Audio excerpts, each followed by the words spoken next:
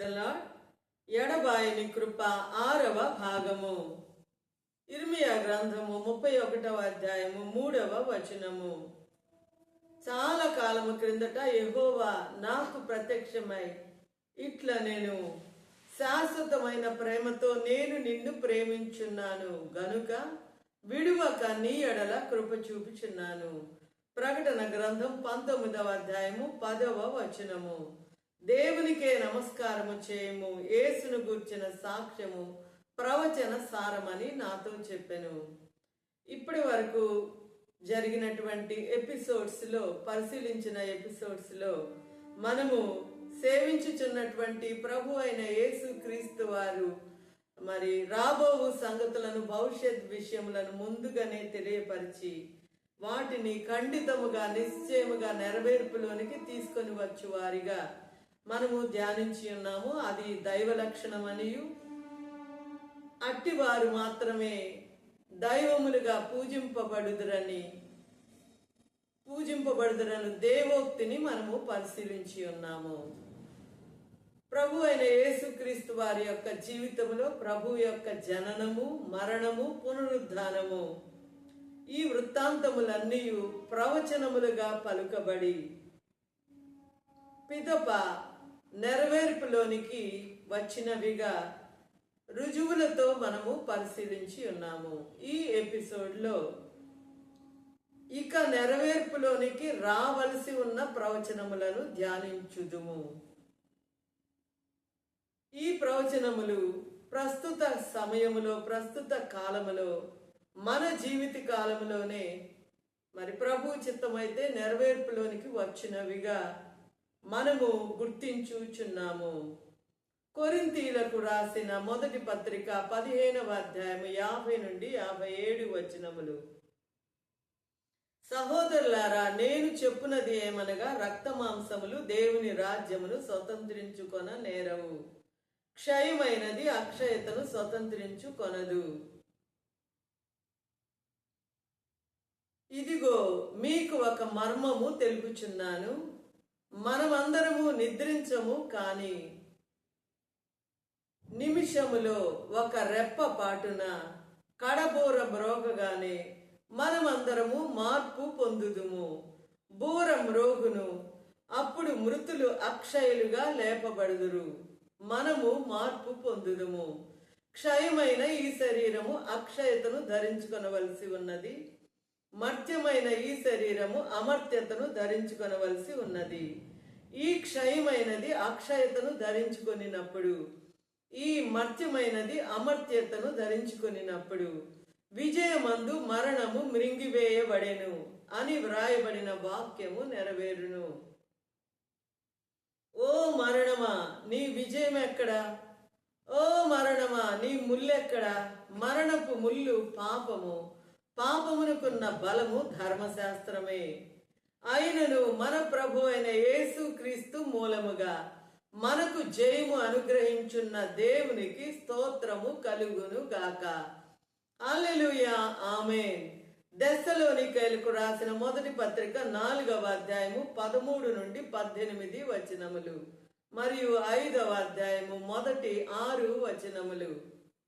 సహోదరులారా, నిరీక్షణ లేని ఇతరుల వలె మీరు దుఃఖపడుకుండు నిమిత్తము నిద్రించుచున్న వారిని గూర్చి మీకు తెలియకుండుట మాకిష్టం లేదు.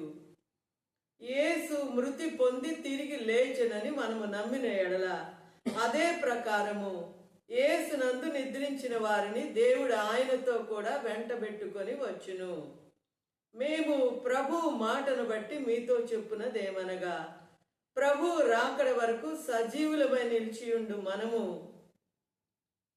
నిద్రించిన వారి కంటే ముందుగా ఆయన సన్నిధి చేరము.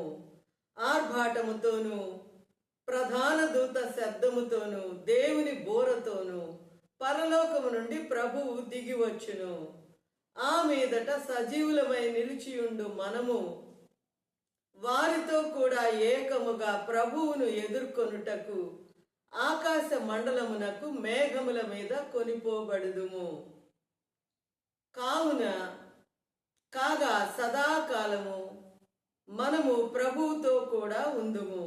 కాబట్టి మీరు ఈ మాటల చేత ఒకరినొకడు ఆదరించుకొనుడి. సహోదరులారా, ఆ కాలములను గూర్చియు ఆ సమయములను గూర్చియు మీకు వ్రాయనక్కర లేదు. రాత్రి వేళ దొంగ ఎలాగు వచ్చునో అలాగే ప్రభు దినము వచ్చునని మీకు బాగుగా తెలియను. లోకులు నెమ్మదిగా ఉన్నది, భయమేమీ లేదని చెప్పుకొనుచుండగా గర్భిణీ స్త్రీకి ప్రసవ వేదన వచ్చినట్లుగా వారికి ఆకస్మికముగా నాశనము తటస్థించును గనుక వారెంత మాత్రమును తప్పించుకొనలేరు. సహోదరులారా, ఆ దినము దొంగ వలె మీ మీదికి వచ్చుటకు మీరు చీకటిలో ఉన్నవారు కారు. మీరందరూ వెలుగు సంబంధులను పగటి సంబంధులనై ఉన్నారు. మనము రాత్రి వారము కాము, చీకటి వారము కాము. కావున ఇతరుల వలె నిద్రపోక మెలకువగా ఉండి మత్తులము కాకయుందము.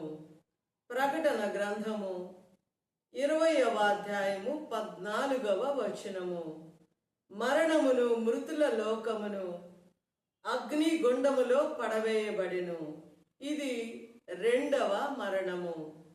సో ఈ లేఖన భాగములను బట్టి మొదటిది మనము ఎత్తబడు సంఘములో, అనగా దాన్నే మనము ర్యాప్చర్ అని పిలుచుదుము. సో దీనిలో మనము ఈ వాగ్దానముతో కూడిన ప్రవచనమును మనము స్వతంత్రించుకొనవలయుననిన, మరియు రెండవ మరణమైనటువంటి అగ్ని గుండమును తప్పించుకొనవలయుననిన ప్రభువు మనకు ఇచ్చుచున్నటువంటి కొన్ని హెచ్చరికలు, అర్హతలు అనగా నియమములు. మొదటిది, ప్రభు అయిన యేసుక్రీస్తును స్వంత రక్షకునిగా అంగీకరించుట మరియు కలిగి ఉండుట. రోమీలకు రాసిన పత్రిక 10వ అధ్యాయము 6 నుండి 9 వచనములు. అయితే విశ్వాస మూలమగు నీతి ఇలాగు చెప్పుచున్నది: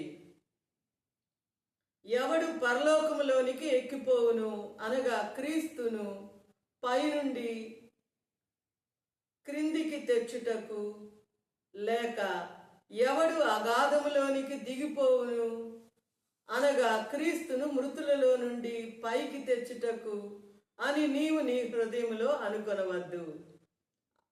ఆ వాక్యము నీ యొద్దను, నీ నోటను, నీ హృదయములోను ఉన్నది. అది మేము ప్రకటించు విశ్వాస వాక్యమే. అదేమనినా యేసు ప్రభు అని నీ నోటితో ఒప్పుకొని దేవుడు మృతులలో నుండి ఆయనను లేపినని నీ హృదయమందు విశ్వసించిన ఎడల నీవు రక్షింపబడుదువు. రెండవ నియమము, పరిశుద్ధతలో మనము నిలిచియుండుట. ఎందుకనినా ప్రకటన గ్రంథము 22వ అధ్యాయం 21వ వచనము, ప్రభు అయిన యేసు కృప పరిశుద్ధులకు మాత్రమే తోడై ఉండునని సెలవిచ్చుచున్నది. సో అందు నిమిత్తమై యోహాను శుభవార్త 14వ అధ్యాయము 15వ వచనము, మీరు నన్ను ప్రేమించిన ఎడల నా ఆజ్ఞలను గైకొనుడి, అనగా పరిశుద్ధతలో నిలిచి ఉండవలయుననిన తప్పనిసరిగా ప్రభువు యొక్క ఆజ్ఞలను మనము పాటించవలసిన వారముగా కోరబడుచున్నాము. మూడవ అర్హత, సిద్ధపాటు కలిగిన కన్యక వలె మరణాత అని చెప్పగలిగినటువంటి స్థితి.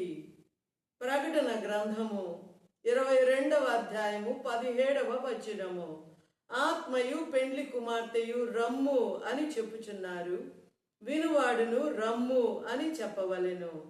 పరమగీతములు 8వ అధ్యాయము 14వ వచనము, నా ప్రియుడా త్వరపడుము, లఘువైన ఇర్రివలే ఉండుము, గంధవర్గ వృక్ష పర్వతముల మీద గంతులు వేయు లేడి పిల్లవలే ఉండుము. సో ఈ అర్హతలను మనము కలిగి ఉన్న ఎడల థ్రిల్లింగ్ ఎక్స్పీరియన్స్ అయినటువంటి, అనగా ప్రవచనము, ఎత్తబడుట అనున్నది మన ఈ జీవిత కాలములోనే ప్రస్తుత సమయములో ఏ క్షణమందైనా సంభవించునని మరి గమనించిన వారమై ఇట్టి అవగాహన కలిగిన వారమై పలుకుచున్న నేను వినుచున్న మనమందరము మన ప్రియులు అందరూ ఆ ఎత్తబడు సంఘములో ఉండు నిమిత్తమై మరి ఆ వాగ్దానమును స్వతంత్రించుకొను నిమిత్తమై ప్రభు మనకు అనుగ్రహించుచున్నటువంటి ఎడబాయిని కృపలో నిత్యము నిలిచి ఉందుము గాక.